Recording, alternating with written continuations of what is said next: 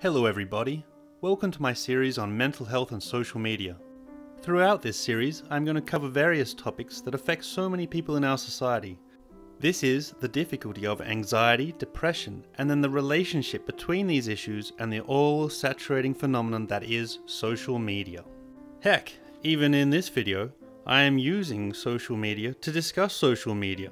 Sometimes I truly wonder if life in the wilderness would be better than this. But alas, I digress. In today's video, I want to discuss something that I think is fundamental to the experience of social media for many of us. And that is the link between likes and worth. Now, I ain't just talking about getting likes and then making fat swag. I mean how likes and self-worth are completely correlated, and how no matter whether we're getting 7 or 7,000 likes, it is a phenomenon that deeply affects all of us. So let's take a look.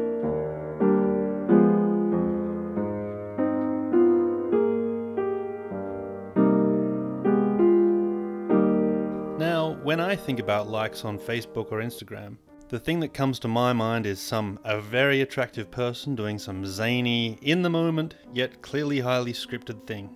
The likes come flowing and clearly this person is living an incredible life and there's nothing more to say about them. Now, I don't know about you, but when I post my picture I tend to get about 7. Social media, with its lack of interpersonal relationships, tends to be a brutal indicator of an almost insect-like nature that resides within us all.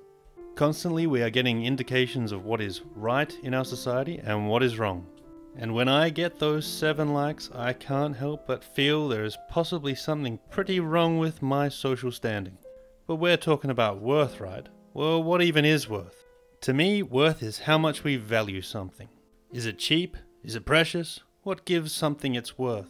In the absolutely brilliant Greek myth about King Midas, we are confronted by a myth about what worth might actually mean.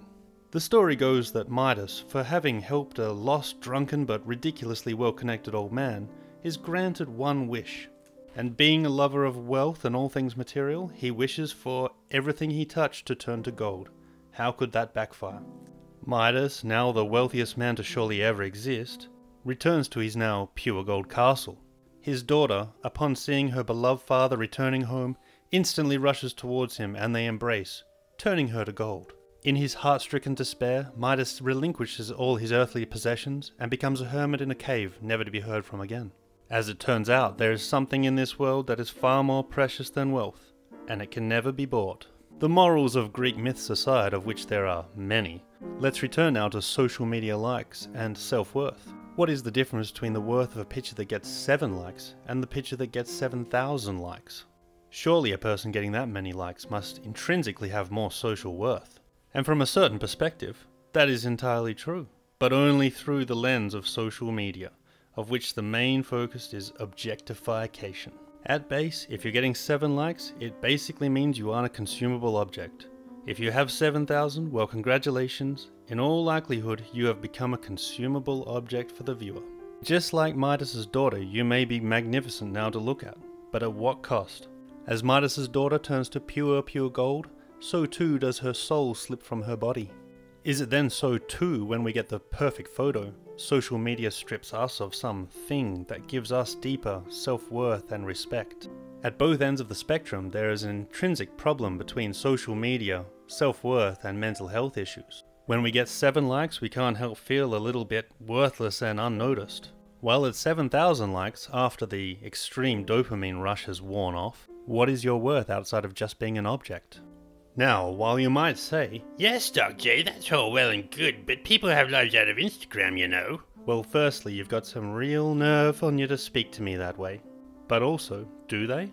Between 2012 and 2019, paralleling the complete infiltration of social media into our personal lives, the amount of suicides in females under the age of 25 almost doubled and continues to rise to this day. What we must start telling ourselves, telling others, and especially telling our children and the younger generations, is that likes and worth are not the same thing. Now, of course, liking something is a great way of acknowledging an achievement or an occasion, but they can also be extremely negative and represents what is an increasingly superficially driven and objectifying culture. As opposed to this, we must keep our self-worth as separated as possible from the online world. This means, as absurd as it sounds, doing things, achieving things, learning things that aren't done to appear online. Heck, even when you've completed the project, don't post that online. Instead, keep a tiny little world that is just yours, so you can build your own self-worth and have something that is not there just for the scrutiny of the online indifferent world. More videos coming soon. Please like, subscribe, or do whatever you want. I'm not the boss of you. Thank you so much for watching, and love to you all.